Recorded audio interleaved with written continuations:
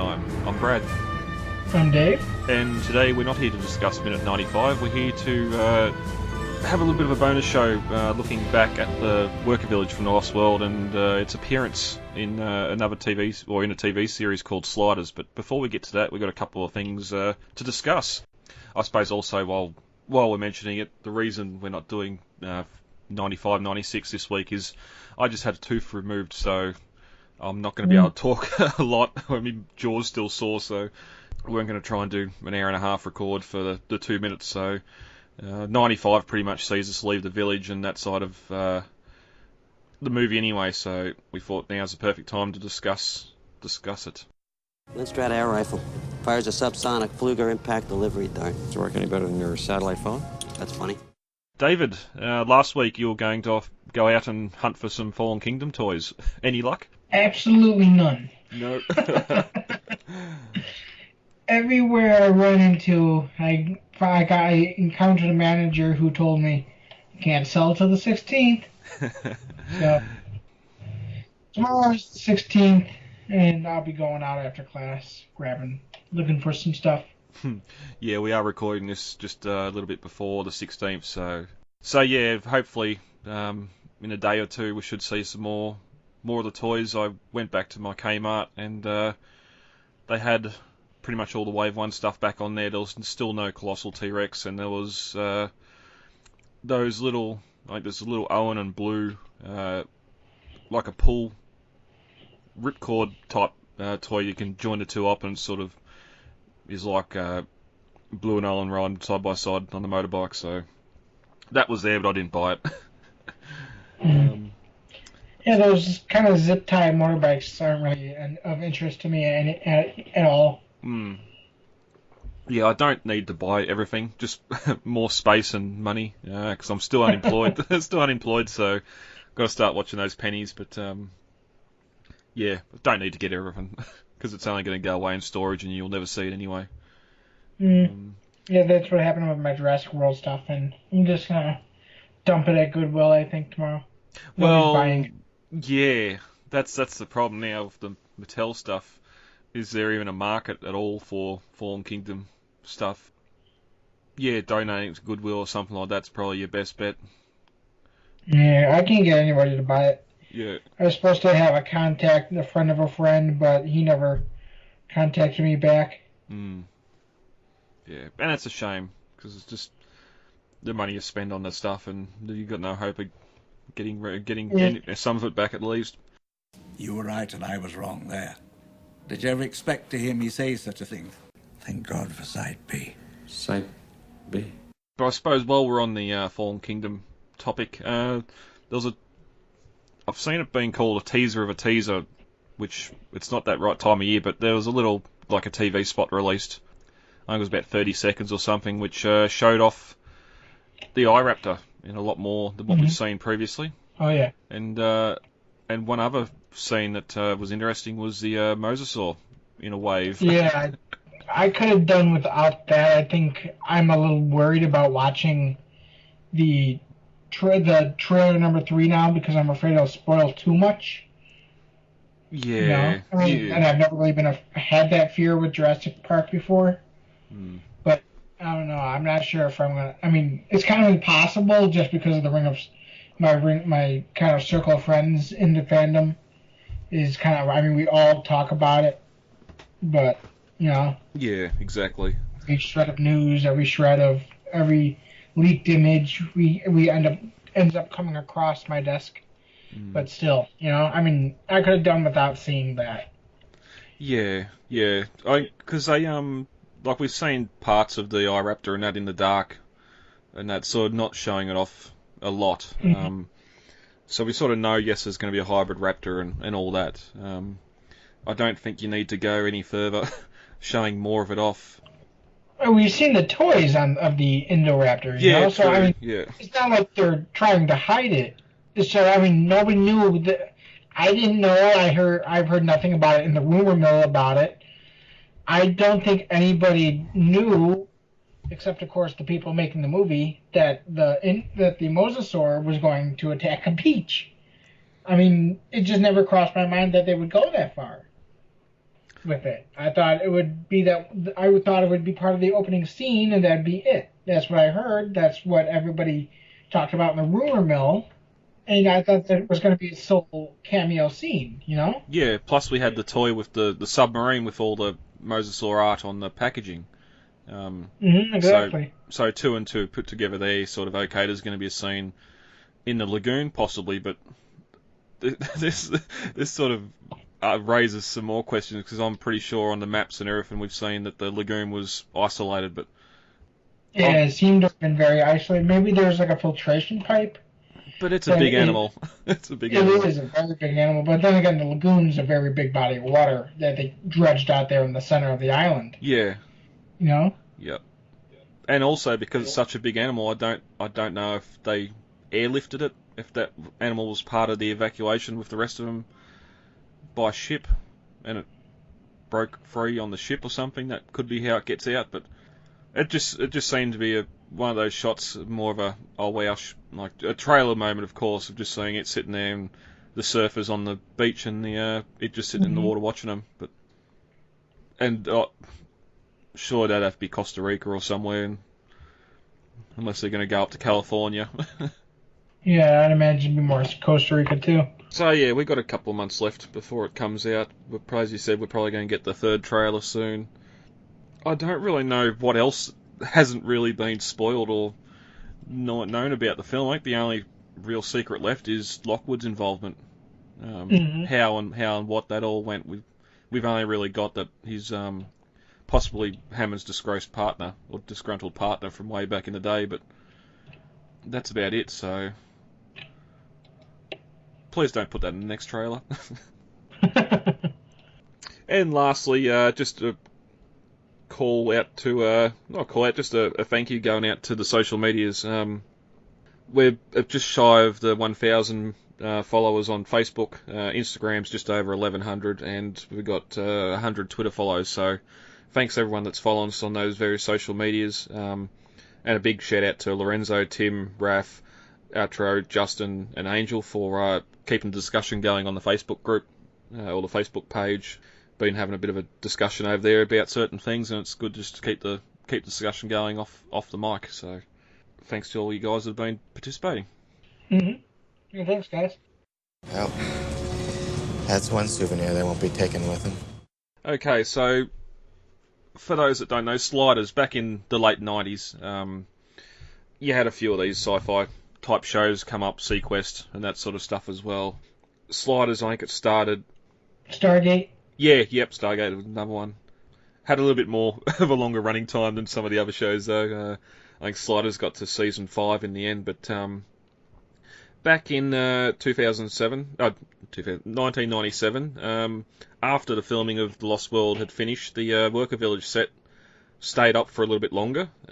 It was mostly deforested. It was all the vegetation was removed from set, especially all the stuff around the fence and the pipes and that in the boneyard. But during presumably late 1997, Sliders were in season 4, and they had some big money issues, and most of the series, or most of that season 4, was all shot on the Universal backlot. And luckily for us, we have 3 episodes from the end of season 4 where they shot on that Worker Village set, each sort of showcasing different parts of the set. Episode 14, Mother and Child, which we'll get on to first, aired December 7th, 1998, and that sort of was mostly inside the operations building.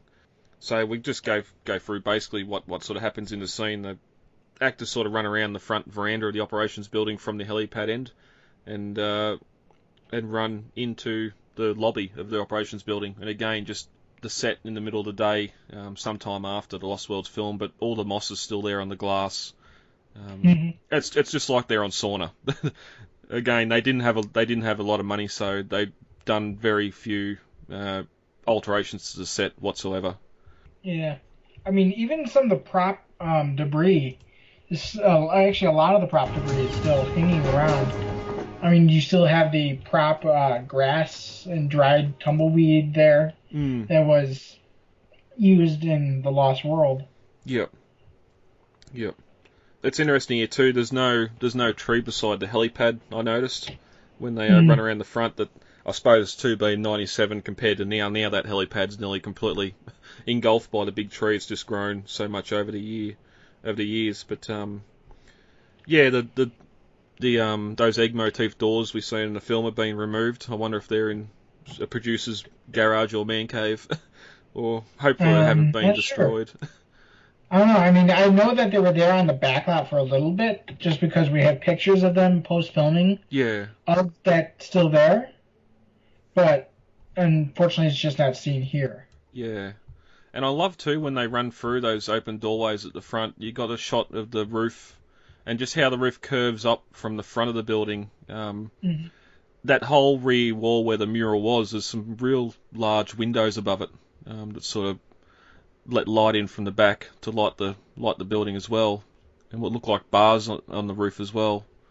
It's interesting you can't see the tower at all. It's sort of just offset behind, but they sort of run into the lobby and turn left at the doors. And I'd always thought they'd run to the end of the operations building. We're looking out towards the grass and the edge of the set, but they're actually in that partition in the lobby that sort of goes through into that next section. So.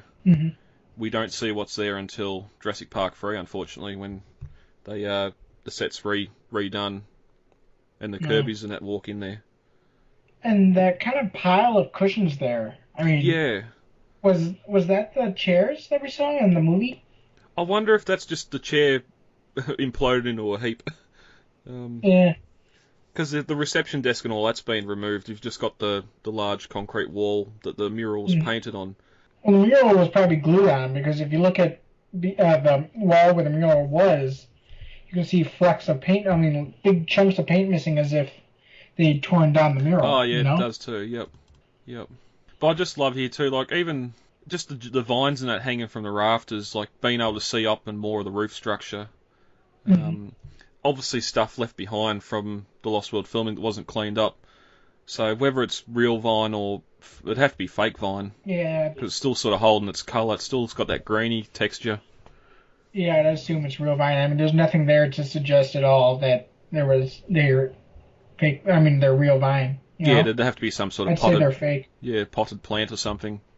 But we also get a look here too at the doors and the glass wall partition for the communication centre's still in there. And again, sort of just all the mouldy blinds and that on the windows as the camera's looking into the building. But the cast sort of run towards the rear of the building on the opposite side of the mural wall that the helipad's on, and we get a nice reveal of a hallway that runs the entire length of the back of the operations building again. And just like the front, you've got those floor-to-ceiling glass windows, which this is part of the set we never saw. We only sort of seen that back corner where the door goes out onto the staircase for the helipad when Ian and crew are running through, which we get in minute 95. But it's funny that they didn't. It's not like Spielberg knew exactly which parts of the building he wanted to use and which parts he wasn't going to use, so they dressed everything. Yeah. And you look at the long shot here of the hallway, you can see entire pieces of the fake bush and brush that they used out front on the steps. The entire thing's dressed. There's flecks of mold and broken glass. And then you look at when they run up the back side of it along this hill, there's more set dressing, you know? I mean, they dressed the entire thing. Yeah, it wasn't just a facade like the visitor center was in Jurassic Park with the external sets of that. It's just they've done the whole set and made it so they can film anywhere. And I just love, like, even we get a low shot here as they're running past the camera, and there's, again, those bars on the windows of the roof, which must be just sort of the roof styling, because there's no bars on the big glass windows where the animals could actually come in. I don't think that's defensive design at all, but it's just, something that they can sort of hang... It's easier for them to hang vines and that off bars than it is off broken sugar glass or what have you, because the weight would probably break the glass more, but... Yeah. But then again, as you said, like as we get to the end of the scene, and it's only a 17-second bit in this episode, there's a ramp and that runs off the veranda of the operations building off to the hill on the side. Just whether it's a fire escape or just going off to another structure that was never part of the set itself. Something that might have been made for the larger set before the script was cut down and San Diego was added too. Yeah, because the operations building is one of the first things they started building when they started constructing the entire thing. You can see behind the scenes photos in the making of book where they started digging out the pond there and adding the filtration system and the pylons and stilts that the building would eventually sit on before they started adding anything else. Yeah, you've posted those pictures to the Facebook group recently. Yeah, I did. And yeah, you can sort of see across where the rest of the village would be towards the Psycho house that's on the end there, and that possibly might have been demolished or moved just to make room for that larger village set. Which honestly would have been disappointing. Oh yeah, yep, definitely. I mean, that's a piece of Hollywood history that they would have had to tour. But yeah, I mean, imagine how we feel that Spielberg's War of the Worlds set covered up the plane crash set, covered up the Jurassic Park 3 Jurassic Park 3 embryonics facility set. Imagine how horror fans would feel, and as a horror fan myself, I know that I would be disappointed to see the set torn down. Yeah, and even just past that set down the hill a little way is the Bates Motel set and all that as well. And Sliders actually filmed an episode in there as well. I noticed when watching through the season. But yeah, and it sort of makes you wonder if that War of the Worlds set and plane crash area hadn't been built and that Jurassic Park 3 area was still on the main tour, whether it would have been left to rot and decay as much as it has. I don't think it would have, just because it would have been a noticeable and prominent part of the set there, and they just never cleaned it up. They never needed to use that lot, I guess. Universal never needed to use the lot, so the War of the Worlds set just sits there decaying, and the Jurassic Park 3 set sits there decaying more. Yeah. So. Yep. And we'll get to in the next episode just how well they built the sets. This being obviously probably a year after the end of filming for The Lost World, where they're running around. It's interesting at the start of the scene when they're running across the front of the operations building. You can clearly hear that they're running on timber. You can hear the footfalls as they're running. It's not concrete. But just the fact that sort of these sets are still, or here a year later, and then even before Jurassic Park 3 was filmed, sort of years later, where the sets are still there and relatively in the same condition as when they were constructed. Yet, and it's probably mainly just the environment, but like 10 months after Jurassic Worlds finished filming, the Indominus Rex enclosure was falling apart just because the plywood and that was the moisture and the tropics were just destroying that set. Oh yeah. Well, of course, also what probably also saved the set was the fact that Southern California is a much drier environment than Hawaii. Yep. So they don't get much rain even throughout the year, even in their supposed wet season that sometimes never even comes. They just don't get a lot of rain, and so the sets are sitting out there as if they would in a desert, which Los Angeles County essentially once was. It was like sub-desert land, Yep. Shrubland land.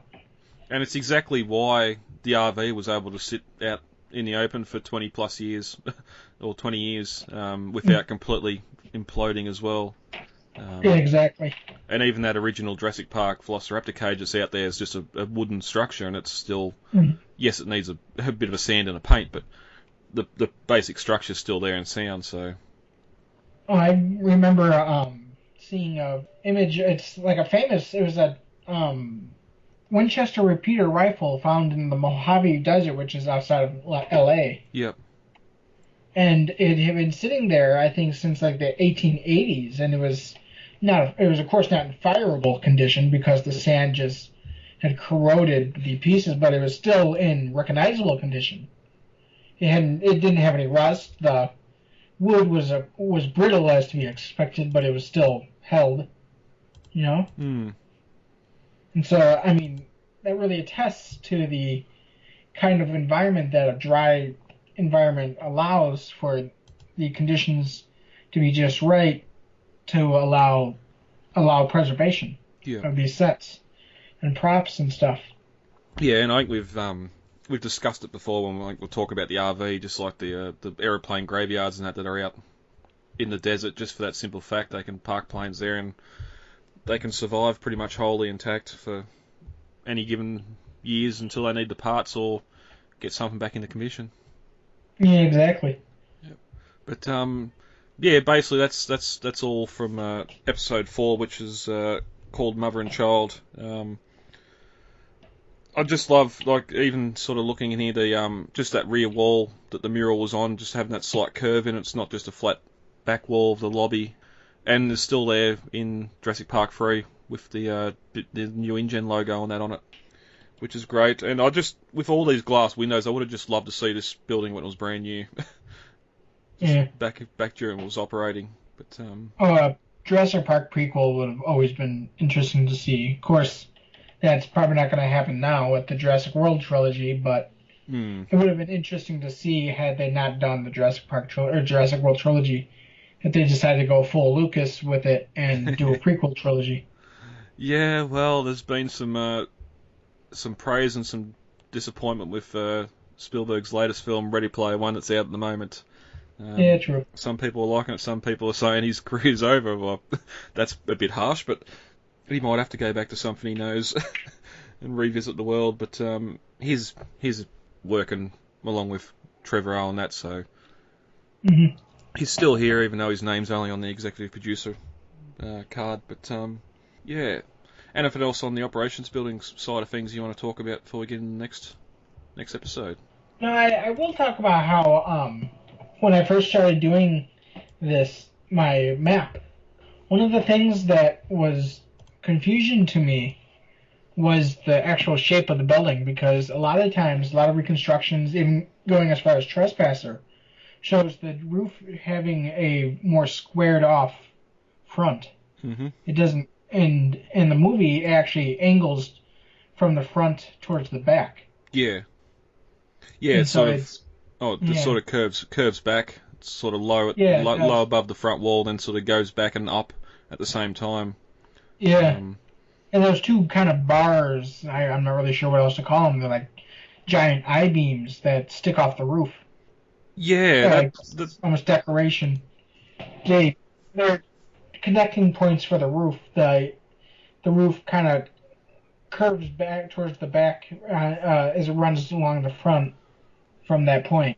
Yeah, that's one thing with even it's in the concept art too. Just like you've got those massive big beams that sort of run back, pretty much either side of the lobby, and it almost looks like massive hydraulic rams that are sit there. Like I remember back once I seen the film before it came out on DVD or VHS, just wondering if there was some sort of function where the roof actually lifted, like pivoted at the front. Yeah, they do look like that, don't they? Yeah. It's just a weird industrial looking design for the front of the building. And I think that's kind of purposeful, just because, I mean, the entire thing does have this somewhat of an industrialist look, but at the same time, you can see that it has remnants of the Jurassic Park look as well, like in the doors. Yeah, yep. You know? And even with that curved roof, like we see it in a couple of these other episodes, the exterior shot of the front, and just it looks like there's just sort of like curved roofing iron on the roof, and it's missing in parts, obviously because of the hurricane. But yeah, I don't know, I got lost on that one. All right, going into the second episode, episode 15, Net Worth, aired on the 11th of January 1999. So starting to get a good few years after the Lost World finished filming. Again, air date is probably a lot longer than the actual shooting date. This is probably all shot the same month. But at minute 09:19, we get our. This is when you Google sliders and the Lost World. This people running through the fence and along the skeleton of piping that we see in the film for the geothermal power plant. It's pretty much the one that is easy to find photos of. But I love how the shot opens. We're looking through the fence along that rib cage of piping, and the apatosaur skeleton is still there in location. Still with chunks of meat on it too. Yeah, yep. But interesting enough, I think at this point the worker village has started becoming a kind of a leftovers junkyard for Universal for the Lost World, because I know that a lot of photos from this point on started storing like the giant not the giant 8 ball, the giant 76 ball that was from the mainland scene in this spot, and they also started cramming hunters' vehicles into this area as well. Yeah, yep. There's I think I talked about it a little while ago when I was trying to find out what those yellow construction vehicles were in the set. A lot of visitor photos and that from back in 97, 98 of the Universal backlot tour, and just watching hours and hours of video. And at one point the tour did go down the main street and through the set, but that was once the fence and gates were removed. After that too, it sort of just went around past the Psycho House and completely sort of missed it and went by, but the tour guides were actually still calling out that over there's a set for the Lost World, and you could see some of the InGen vehicles parked over there. And as you said, just pretty much like the dumping ground, sort of that vacant block or vacant lot where stuff was abandoned and left, because even like that 76 ball here in the next episode, we actually get the trampled radar dish from the InGen camp, and a lot of the crates and stuff like that is just all sort of dumped and litters the main street. It's not open and easy to see everything as much as it is in the film. Even though from behind the scenes and set photos, particularly of the one the fan that visited there sometime later and took all the photos, you could still see that Main Street was open and clear, and stuff was just sort of stacked up against the front of the garage and that sort of thing. But it was actually because of those photos that for the longest time I had mistakenly had the 76 ball next to the gas station, because I mean I saw it there, and even though we never really got a good angle of that one spot in the movie, so it wasn't until I went back and watched the movie I'm like, oh, never mind, let me erase that. But also love here too, as they're sort of climbing through the fence and over that concrete bottom structure that the fence posts go into. You can see there's still the large boulders out there too, near the skeleton, and some dead trees. Yeah, you can see a dead palm frond that looks like it was actually a set piece. It wasn't actually a piece of palm frond. It looks like had been a piece of dead palm frond that they had spray painted brown and left there. You know? Yeah, yep. And we're just looking at I just got a low quality one here for us to sort of look through, but I'll get the now I know sort of the time dates and that, I'll get and try and rip it in a bit higher definition. We'll get some screen caps of this stuff onto some various social media so you can see what we're talking about. But they sort of run through the general power plant or geothermal area, which I reckon this is the geothermal power plant. I don't think there's another structure outside the fence where there's another building with the turbine in it. Yeah, there had been speculated for a long time on Jurassic Park Legacy. Yeah. That there had been, in fact, a larger turbine and plant somewhere outside the village. Because there's a lot of the structures in here it sort of leans more towards a refinery look, but there's pipes here that have got sort of heat insulation and that wrapped around them, like the very hot pipes. In the next episode, we're actually going to see one of the villains shoot one of those ribcage pipes and steam bellows out now. We'll get to that when we get there. Of course, it's not a practical plant, but there's just a lot here, and we've seen very little of all this stuff at night time. We just sort of seen the basic outline when they entered the village, but there's pipes running along the ground, there's pipes going into the ground, which possibly, as we discussed in an earlier minute, maybe that there's a subterranean part to it as well. Yeah, actually, I mean, I want to say that as far as 2012, they had included, like, even within the village, there had been a proposed power plant on the maps that Jurassic Park Legacy was making. And it wasn't really until I came along and I asked, what's the evidence for this? And they told me, well, there's none. And I said, well, should it be there? And they said, not really. So I started erasing it. I just erased it. Never. It was not there. It's not there. Yeah. And as you can't speculate on things that aren't there. And as you sort of were saying before, for the operations building, they dressed the whole set. If something was supposed to be there, it would have been there, for the most part anyway.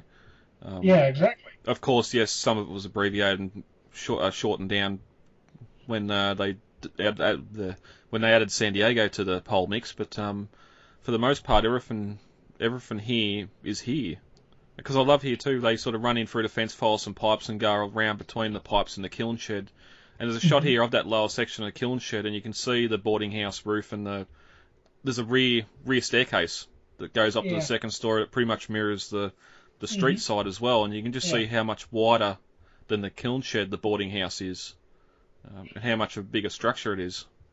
And actually, that was something that didn't even get added to my map until I went back and started watching these episodes. So I'm like, oh, look at this. This is here, and this is here, and this is here. And that was all there when they built the village for the movie. So it wasn't like they added that for these episodes, because this was low budget at this point, I mean, there was it looks like there was a little prop wall of some sort that they kind of leaned against the kiln shed, but yeah, they really didn't add anything to the worker village that wasn't already there.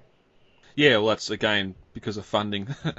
But they sort of run around behind the kiln shed, and we get the rear of the boarding house underneath that staircase, with some massive chunks missing. It's everyone's seen the sort of on-set photos of the boarding house from the street side, and just the fact that there's large sections of it missing.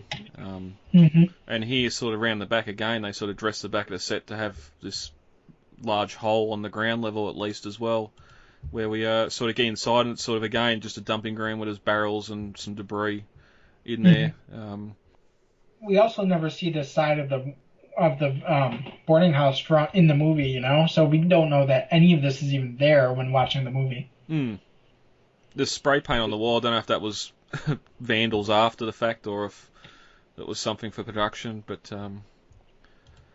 there's not a lot more happens here. But one thing I wanted to bring up, the wall that sort of faces the kiln shed, we know there's that little abridged structure that Sarah rolls through to make her escape from the raptors.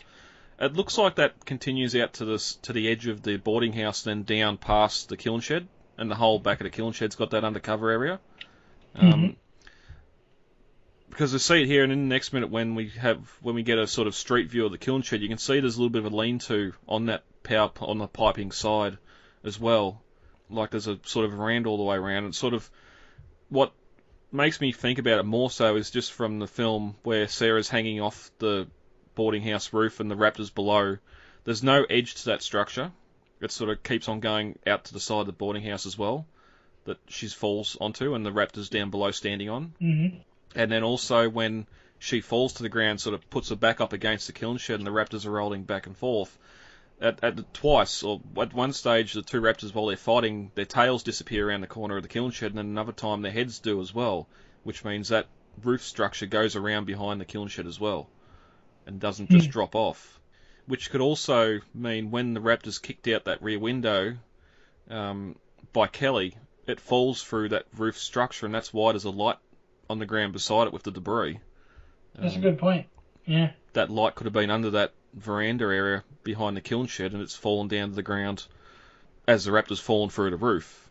Because it's only a tight shot of that raptor on the ground. If it was back from the window height, you might have been looking down through the hole in that roof to the raptor lying on the ground, kicking and screaming. But it's just something that wasn't filmed that way, so we just never know. But that's my evidence for that anyway.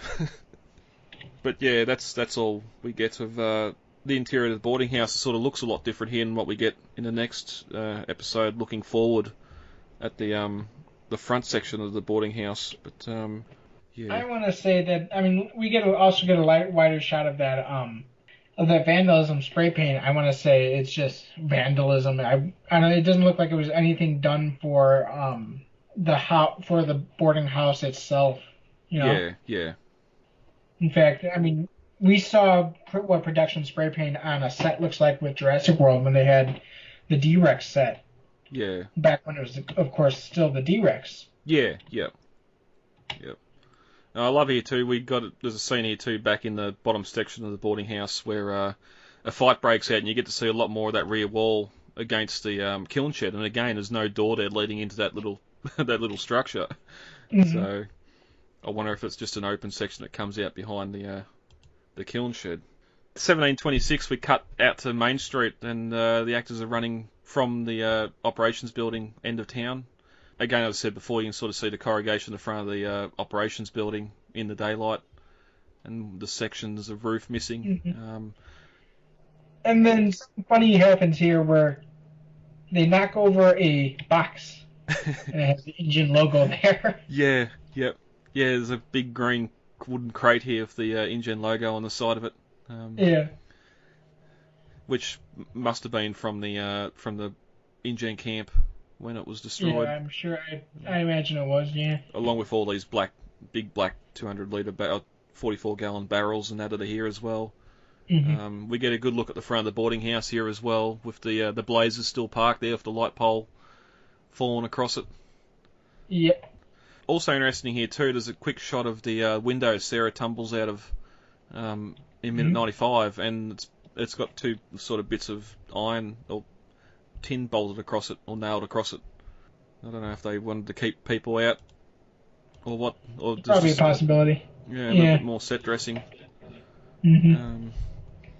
Just kind of prop that stuff up against the window so people can't get in there, you know? Yeah, yep. Because, I mean, it seems like it's an enclosed structure with no kind of pieces or way in or out except for that window. And so if something were to happen, you don't want people to be trapped inside there without a way out, you know? Yeah. And when this scene ends, they sort of run through the fence beside where the gate would be. And it's got a large section and looks like roofing iron again here, making a warp, which makes me wonder if they were if there was something outside or they didn't want you to see the rest of the studio. I think that was the wall I mentioned earlier that they built specifically for this scene, you know? Yeah, because in the next... like they propped it up against the fencing, you know? Yeah, just to sort of show, so you can't see what's beyond the set. Yeah, exactly. Because, I mean, you go up there and there's somebody's house, I think, up the hill. Yeah, yep. Yeah, and it's too early for War of the Worlds to be starting to move in there as well. Yeah, that wasn't until 2005. Yeah. They haven't even done Jurassic Park 3 on this set yet. Yeah, exactly. Yeah, but that's that episode net worth. Anything else on that you want to talk about before we get into the final? The final and maybe the better episode. It's got the most in it.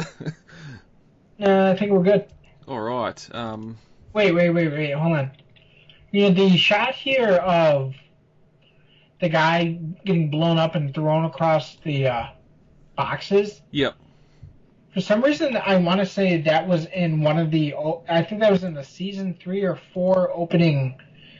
I want to say season 4 opening of South Park. Oh, really? Yeah. I don't know why, but I do want to say that was in that. that shot specifically. It was just an amalgamation of various action shots. Yep. You know? I'll have to rewatch that now. You got me thinking.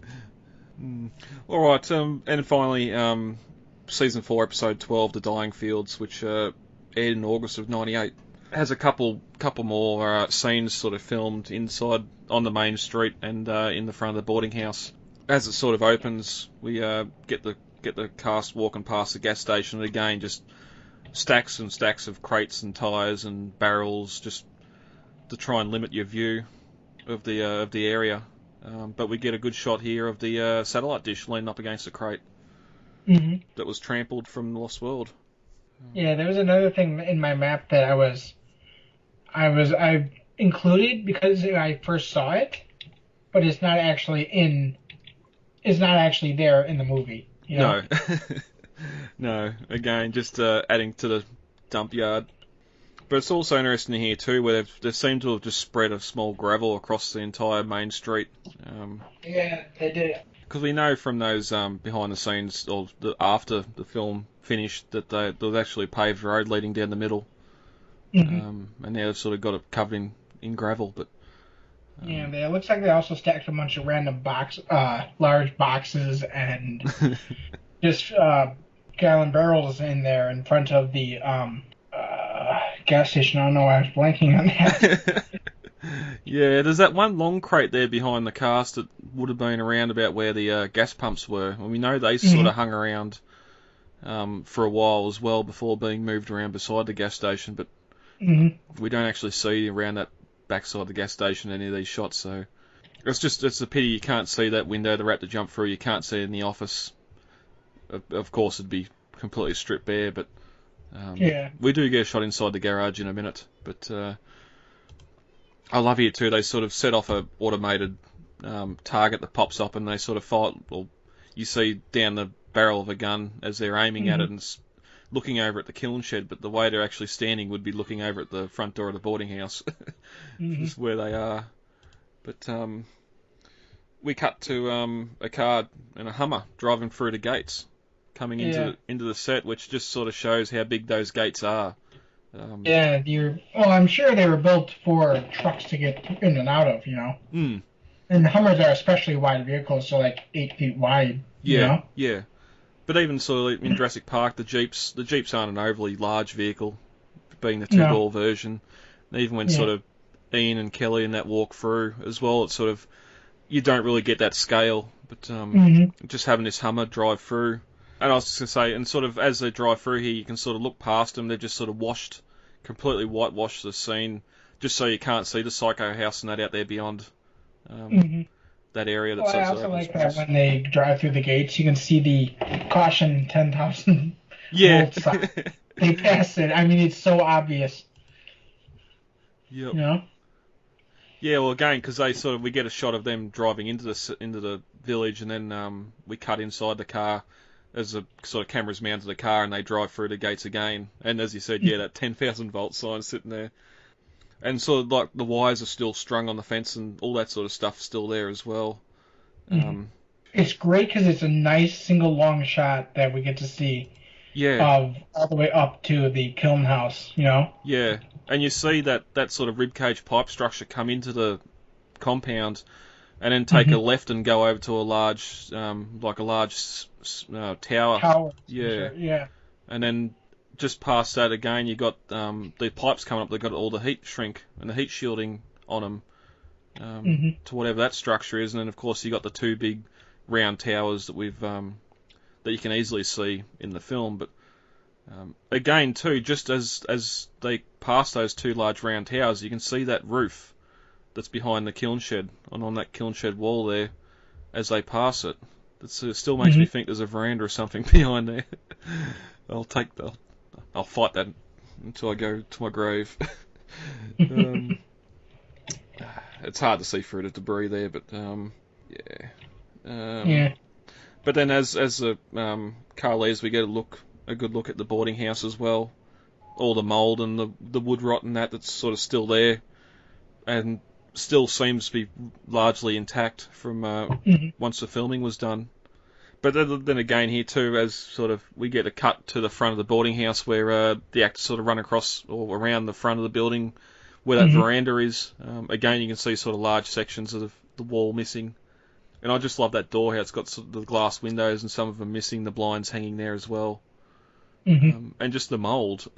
Like it sort of looks like it's wet, or like it was green paint or something just been thrown at the walls. Just the way it sort of looks like it's splattered onto the walls and actually grown. Grown on them. But then we cut inside the boarding house, sort of looking at the front now, where before we're at the rear, and again, not too much dressed inside, but it's sort of interesting how the weatherboards have got such large gaps between the timbers. Well, I noticed that a similar thing when I was watching Pirates of the Caribbean the other night. Yep. In the blacksmith shop that Orlando Bloom works in, has a slated roof, and with the gaps in the roof, about like how that is. It's just slated planks with about like an inch gap in between each plank. And I'm thinking, they're in the tropics, they're in the Caribbean. What do they do when it rains? Because it's the tropics. It's the It always Caribbean. rains. It inevitably rains. Yes. Yeah. Just look at the Jurassic films. It rains in every film. Yeah, exactly. They've got to make it happen, but it's just to make it look like the jungle. And it's interesting Well, you bring even up. in the first film, they had to hurry up production just because a hurricane was coming. You know. Yeah, exactly. Yep.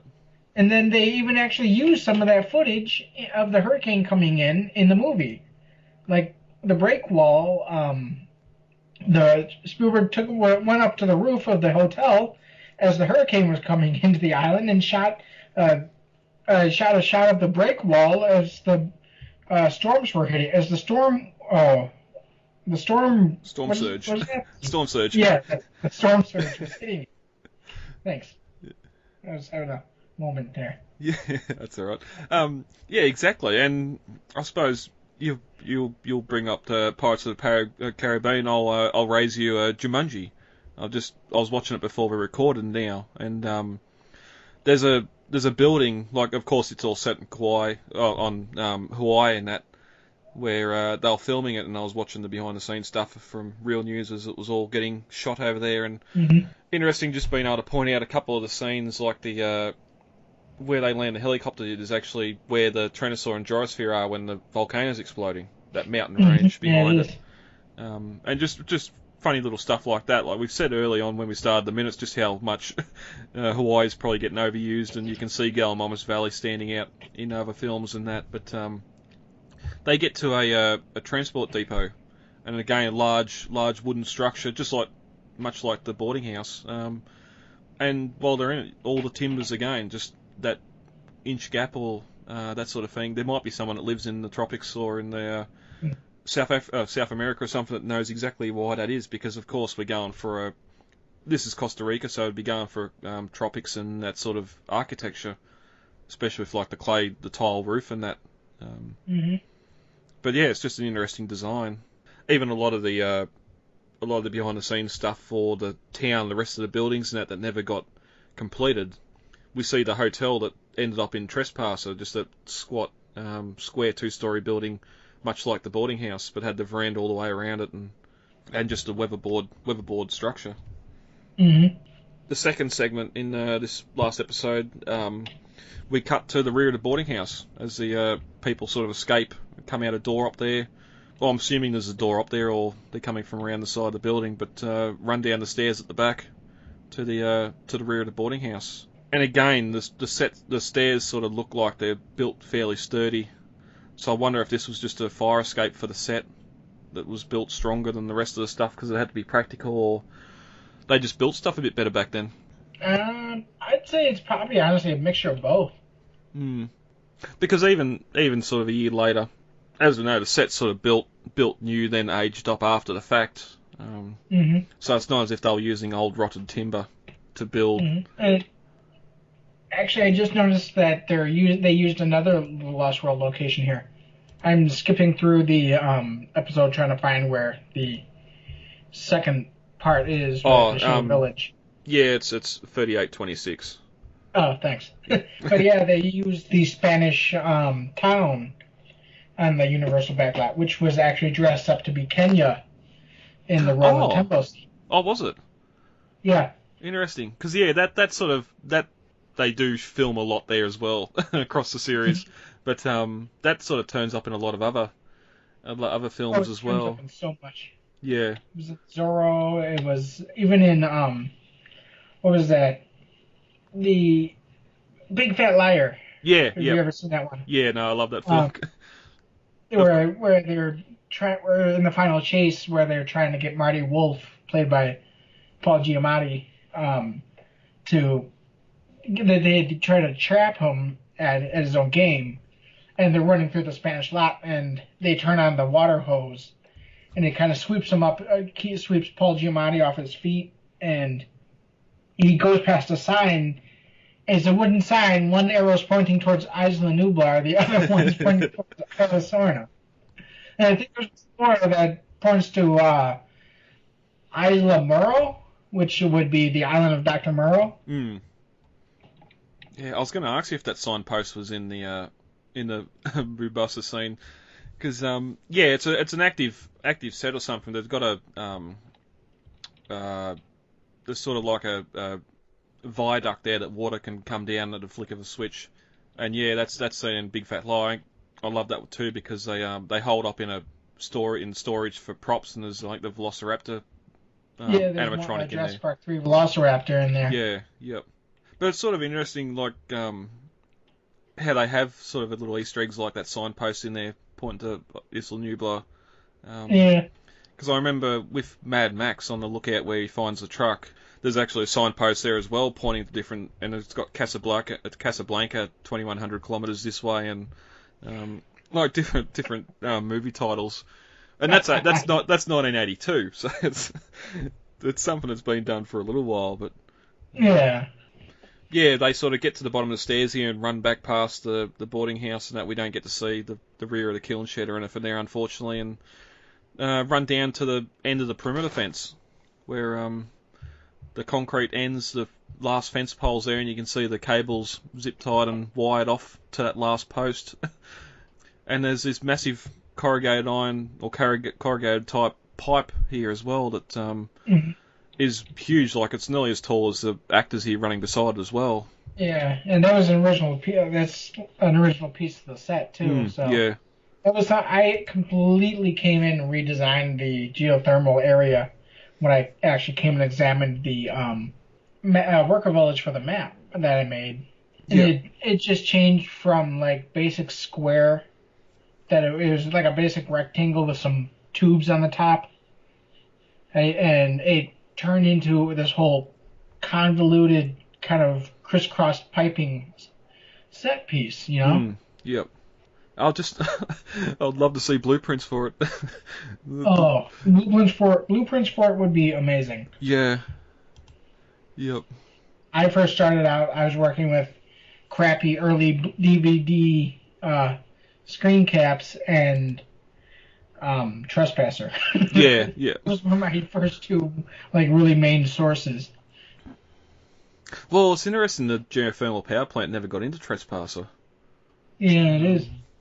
Because you got the kiln shed and the boarding, or a sort of altered version of the boarding house in there, but then a lot of things didn't get into Trespasser. They didn't even get the water in there for under the operations building. There's just a hole.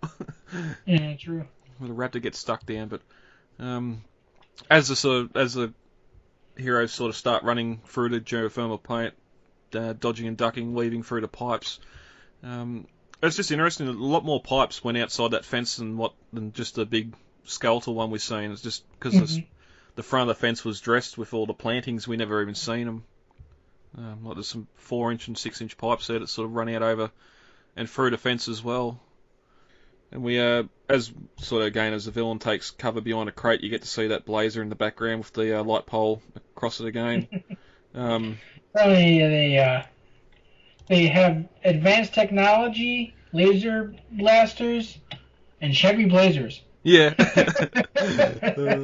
1980s era Chevy Blazers. Yeah. Oh, even one shot here he fires at him, and the explosion comes from behind the drum, not on the side that he's standing on. So the laser fire went around behind the drum, then exploded. But there's something very interesting that happens here. As the villain's sort of shooting at the heroes, he hits one of those pipes that runs outside, and steam or smoke starts to bellow out of it. Now, of course, as we said before, it's not a practical, like it's not real steam pipes, but I just wonder if that's a little nod back to The Lost World. I'm not sure. I mean, I think it's pretty obvious that there's supposed to be steam pipes pumping steam up from underground, so I think it could be used for that purpose in any instance, you know? Yeah, but I could see it just being, it could be a water treatment plant as well. It's just like, it's very similar piping. Yes, you haven't got the tank there that'd hold water, but I just thought it just seemed real weird that here they were, that was geothermal in The Lost World. Now, a year later when the set's being used again, that he shoots one of these pipes and steam comes bellowing out of it. Mm-hmm. We'll also get a few more shots here too of the front of the operations building. Yeah, in daylight. And it's funny that not the operation, but the kiln house is like a completely different color from the wood of the boarding house. It's like it's a closer color to the color of the operations building, that kind of light greenish beige. I don't even know what to call it because it's like a moss covered concrete color. Yeah. Yeah, that's one thing I noticed even from the standing photos of the set that we see that people are taking of that backlot. Just again, sort of the different in design and all that between the boarding house and the kiln shed, and just like you said, just as different colours in timber. Now, whether the boarding house had more aging, because we see here that at the front, like the back, there's some massive holes where whole sections of the boards have just been torn away by the wind. Which sort of makes me wonder too, in The Lost World all being filmed at night, the only light you see is coming from windows and not from any of these open sections. Mm-hmm. But that's normally on sets when they have windows lit. There's just a sort of a box inside the window, so you can't actually see into the building with a light in it, like a light box that goes over the windows. Because if there was lighting in the boarding house, it'd be shining beams of light everywhere. You'd imagine, just from all the holes and gaps in the timbers. But as the heroes go to leave, we get to have a good look here of the garage as well. The front of it without the cars. Of course, no vehicles are left in it, unfortunately. But we do get a shot of just the back wall there, and looks like I'm not sure if there's if that's a window or if that's just like a reflection or something like that along the back wall there. Yeah, it's sort of handy too, because the villain fires one of his laser shots in there and it lights up the whole area. And it looks like there's two rear windows that sort of look back behind. Because the only thing there's set photos of the compound being built, and the only real one we see at the back of the gas station, there's a sort of like a little side office there that's in the way. And the funnier part still is that there's no windows in that spot that you can see from the outside. Yeah. And like it doesn't look like a roller door on the front. It only looks like a roller door over on that far left-hand wall that would go into or behind the office. So yeah, I get you. It'd be good just to see those vehicles parked in there, but they obviously went back to the dump. But yeah, no Suburban. And when they're here too, just after that, where we get the other villains turn up, there's a little wooden structure that's here with all these crates. We talked off microphone after the possibility of being an underground geothermal area. There's a little squat building that's sort of in the film. It's beside the geothermal power plant. It really looks like an outhouse, just a small wooden shed that's there beside the piping, and it looks like it's sort of here in the main street along with the crates and that. But again, it might have been just they've sort of gathered all the larger debris and crates and stuff and just stacked it all up in the main street. But see, I love you too. Even though the plantings have been removed, there's still that tree that's growing at the base of the stairs for the boarding house for the second story. It's there blocking the staircase in The Lost World. It's here blocking the staircase now. It's like they've just planted a tree there so no one can walk up those steps because they'll fall through them. They've been made so rickety. They very well might have, actually. Yeah. You know? Yeah. Well, yeah, they can't have a little do not pass the red rope sign while they're filming. Yeah, really. But yeah, that's Sliders. Anything else on that final episode you want to talk about? No, not really. I think we did pretty well. Yeah, so they're the 3 episodes of Sliders that shot on the backlot. We don't get to see the backlot again until they went out there and revamped it for Jurassic Park 3. Gorn was the rest of the village. They just sort of redressed the face and the roof of the operations building into that embryonics administration building. And then they CG'd out that dome cage and the helipad.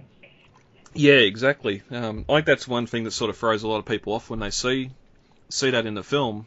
That because that helipad being a, and we'll get to it when we get to 95, being a active helipad had to be strong, built of steel.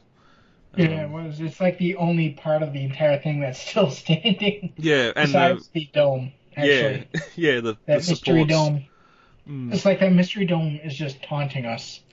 I'm going to stay here forever. What are you? To taunt you. But it's sort of weird, like the substructures there, the poles there, and the platforms there on top of the tower. But then whatever that cage and antenna or whatever it was on the top that we'll talk about again in 95 as well is gone. Yeah. It's just weird how they sort of pull some parts of sets apart and just leave the others. Like if they're going to start dismantling the embryonics building, why is the rest of it left there? But if they're going to, like here now, they probably, the production company for Sight has saved some money by being able to film on the backlot. If future movies can sort of film on the backlot as well and not be hindered by having to build new sets and that. It's kind of disappointing that this is the only film, or the only thing that we know of that filmed there. I brought up found a list of movies that were in production probably 6 months before and 6 months after The Lost World, and apart from I can't remember what the list was now, it's been a while. There's a couple of films there that possibly might have, but and some I've got on DVD, I'd have to look. I've got a couple of the films on DVD that were in production around the same time that might have used the backlot as well, but I see. I'm even now, after being so long, I think if any other films had come out using the set, we would have known about it by now. Yeah, I'm sure. So. Oh, plus, I mean, we Jurassic Park fans are so good at, I mean, we just look for our fandom in anything. Well, yeah, like 4.5 hours of watching home vacation videos on YouTube trying to find those bloody construction vehicles on the backlot. Exactly. So, yeah, that's Sliders. Next week we'll be back with 95 and 96, where we leave the village, get to take a look at the tranquilized Tyrannosaur and head for San Diego. All right. Well, half an hour from now, John Hammond's dream, reimagined, will come true. For 1/100th the cost of building a destination resort thousands of miles away. I believe I've spent enough time in the company of death. All right, guys, let's get the hell out of here. What's everybody looking at? Tonight we'll christen Jurassic Park San Diego with a mega attraction that will drive turnstile numbers to rival any theme park in the world. Site B was to be a theme park, but a research station. This was where we did the real work. What do you think you were going to document? What do you think you were going to see? It is absolutely imperative that we work with the Costa Rican Department of Biological Preserves to establish a set of rules for the preservation and isolation of that island. These creatures require our absence to survive, not our help. And if we could only step aside and trust in nature, life